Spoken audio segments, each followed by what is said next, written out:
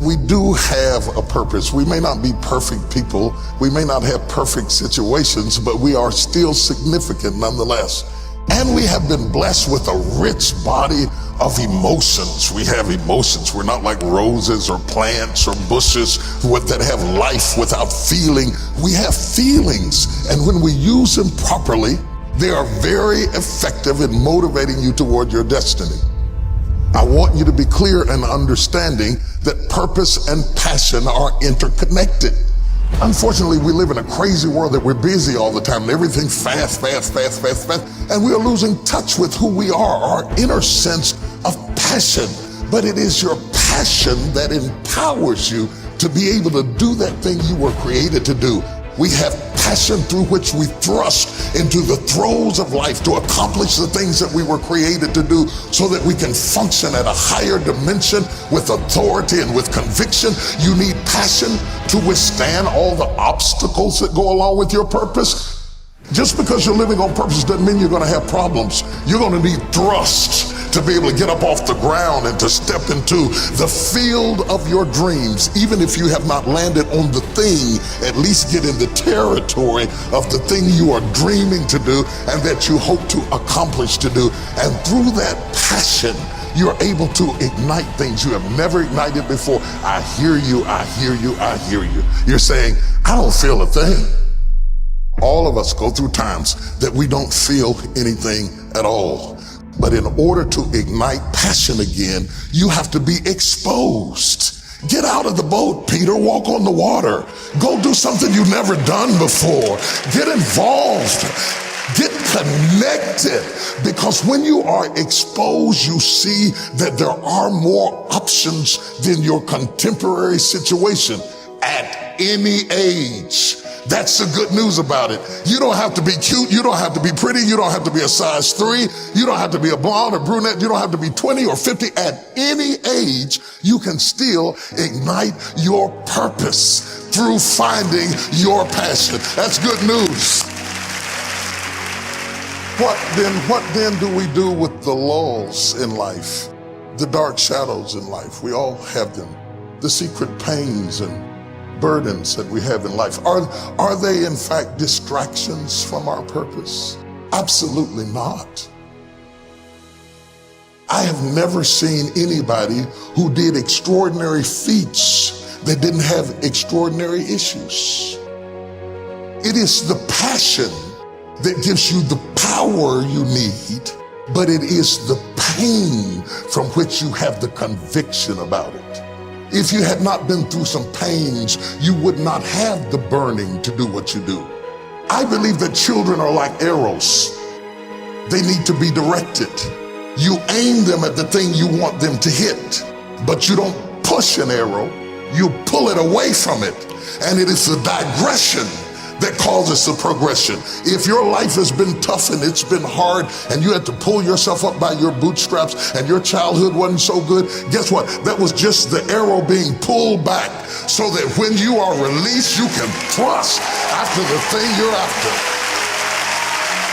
So you don't have to grieve over what you didn't get and what didn't happen and how you were treated and who didn't raise you and who didn't love you. You don't have to grieve about it at all. Once you understand, the greater the digression, the stronger the progression. If Nelson Mandela had not been incarcerated, had not been mistreated, had not been ostracized, he would not have the passion to do what he does. If Oprah Winfrey had not gone through the things that she had gone through, she would not be so committed to making sure that everybody finds their purpose and finds their dream and everybody gets healed and everybody's okay. I'm telling you, what you think is working against you is actually working for you. My challenge in our generation is that gradually through entertainment, through television, through media, through every way possible, we are living in a generation of the dumbing down of ideas. Because we have traded effectiveness for busyness. Statistics say we are busier than any other generation we have seen in the last 300 to 400 years. We are so busy. We are busier than a one-arm wallpaper hanger. We're just busy. We are just as busy as we can be, and we think because we're busy, we're effective. But I want you to challenge your schedule for a minute and ask yourself, are you really being effective? Or is your life cluttered with all kinds of stuff that demands you and drains you and taxes you and stops you from being your highest and best self? And are you substituting busyness and all the chaos that goes along with busyness from being effective?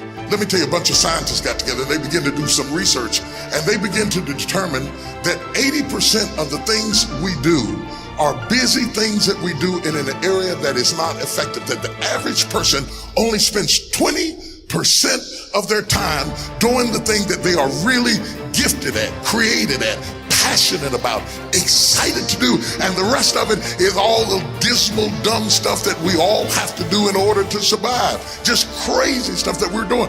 Wonder what would happen if we would go from doing 80% of things that are busy but not effective and 20% of the things that are really effective if we would switch those numbers around and only give 20% of our time to the things that we have to do and 80% of our time to the thing that we were created to do. Wonder what would happen to your life. Now think about it a minute. There's a lot of things you could take from me and I could make it. You could take my suit, I got another one. You could take my car, I could get another one. You could take my house, I could get another house. But when you take my time, you have taken something from me that is totally irreplaceable. We take all kind of classes for money management. We know how to manage our money. We know how to repair our houses. We're working on our hair and our bodies and all of this kind of stuff. We do everything except the most important thing is to value our time. It takes time to be creative. You were meant to be creative. You were created in the likeness and the image of a creator, and in that likeness and in that image, you have creativity. If you had time, you would be creative.